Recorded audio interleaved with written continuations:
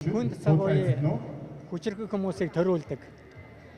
Энэ ч гэсэн манай намын өдрлөх залуу лидер залуучуудад хүчрэг хүмүүсийг төрүүлнэ. Энэ хүчрэг хүмүүс сайн цаг явуулдаг. Бидгээ сайн цаг явуулах хүчрэг анан дараа сонгогдно гэсэн итгэлтэй байна. Хүний нэр хэлжгүй ягаад гэвэл энэ нууц санал хураалт шүү дээ. Тийм учраас намын дараа болох хүн тийм олон биш ч гэсэн олон хүн байна.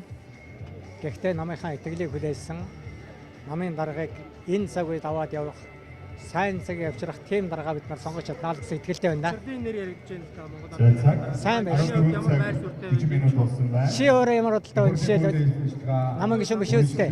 Биш тий. Нам мишүүш гэсэн Монгол Ардын намын дарга бол ганцхан манай намд хамаатай биш. Энэ бол улс орны авчваа төрийг авчваа намын дарга учраас бүх ард түмэнд хамаатай, ард түмний ажимдал хамаатай хүн болно. Тэгэхээр зэрэг данаар өөрөөс чинь сургууль асууж байгаа юм даа.